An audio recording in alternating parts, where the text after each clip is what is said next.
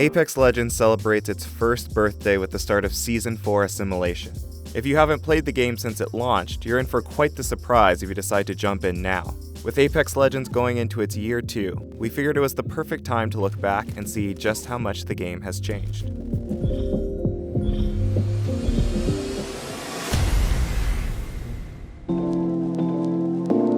On February 4th, 2019, Respawn revealed its new Titanfall game was not actually Titanfall 3 as many expected. Instead, we were getting a free-to-play battle royale that takes place within the Titanfall universe. It was called Apex Legends, a fun little nod to Titanfall's Blisk and his Apex predators. And then Respawn did something rather odd. It said the game was now out, just immediately ready to download on Xbox One, PS4, and PC. No fanfare, no year-long campaign of trailers and conference appearances, just an announcement and release. And that, somehow, someway, worked. Apex Legends saw 25 million players within its first week, with 2 million peak concurrent users. Like Titanfall 2, the shooting and movement mechanics and map design were solid. Fans fell in love with the diverse cast of characters, as well as the welcome improvements Respawn made to the Battle Royale formula with a ping system and hero abilities. Were there bugs to fix and balancing changes to implement? Sure, but Apex Legends offered enough to keep players coming back those first few weeks. On February 13th, Respawn released an update that included limited-time Valentine's Day themed cosmetics, our first hint that Apex Legends would do in-game celebrations for certain holidays. A week later, on February 20th, Apex Legends got its first new weapon, the Havoc Assault Rifle. Those first weeks suggested Respawn would regularly update the game with new content, and fans began eagerly waiting for something more. Did this mean a battle pass was imminent? Challenges?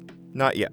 A month after Apex Legends released, Respawn announced the game had 50 million players, and the developer released a video thanking its community. The video also jokingly poked fun at the Mozambique shotgun, which was Apex Legends' worst gun at launch.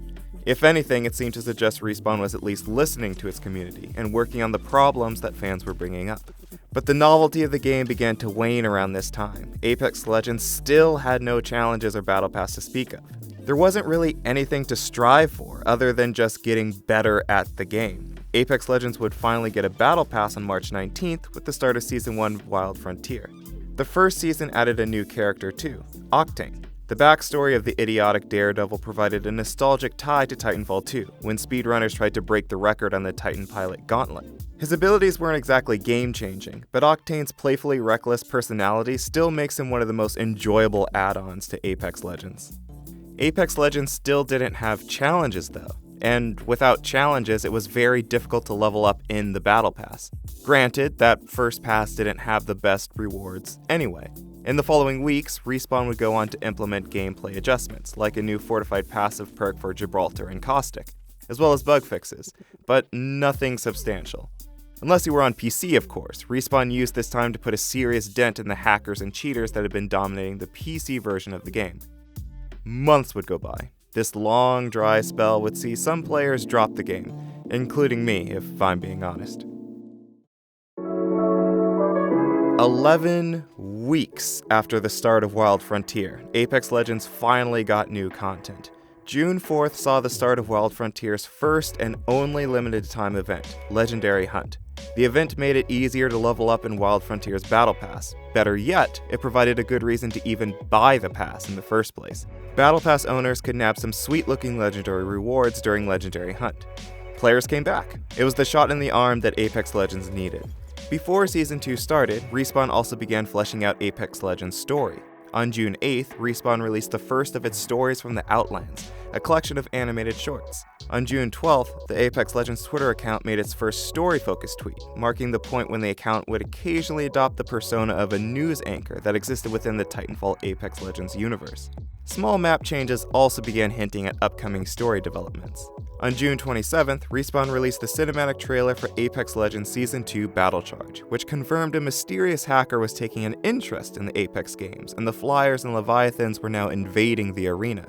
Battle Charge began on July 2nd, implementing the game's first major map changes. It also added a new character and weapon, a pattern all subsequent seasons would take. New character Wattson was a game-changing addition to Apex Legends. The game's true first defender, Wattson could easily lock down a zone and outright negate the abilities of certain characters. She's still a dominant force on the competitive side of the game.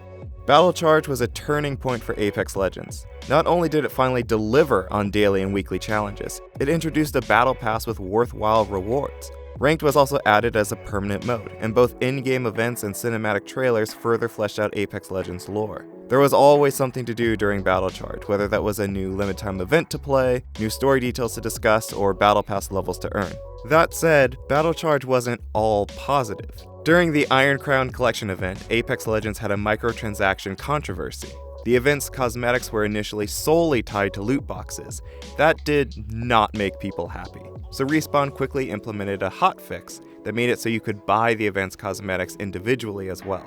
That seemed to work. People stopped grumbling about the loot boxes. Since then, Respawn has always implemented this system. Every event that has cosmetics and loot boxes allows you to straight up just buy individual cosmetics too, if you don't want to take the chance. Battle Charge was followed by Meltdown, which introduced the long-teased Crypto as a playable character, another new weapon, and once again implemented challenges and a battle pass. However, instead of map changes, Apex Legends got a whole new map, World's Edge, that fundamentally altered how teams had to work together to win. The new World's Edge map emphasized movement more so than the original King's Canyon. The most surefire way to find high-tier loot was to chase down the moving train or shoot down one of the flying cargo bots to find a key to a vault. Because of the map's larger size, you also had to typically account for traveling a longer distance when the ring began to shrink. It suddenly became much more important to have a character on your team who could quickly get your squad from one spot to another. Not every player liked the change, but World's Edge, and to a greater sense, all of Season 3, was an example of how Respawn was willing to experiment with Apex Legends' formula. The Halloween-themed Fighter Fright event showcased how Apex Legends might look with two maps at once. The Christmas-themed Holiday Bash introduced Apex Legends' first game mode that wasn't a battle royale, and the Roaring Twenties-themed Grand Soiree Arcade saw 7 modes rotated into the game, some of which offered very new ways to play. Which brings us to Season 4 Assimilation and the start of Year 2.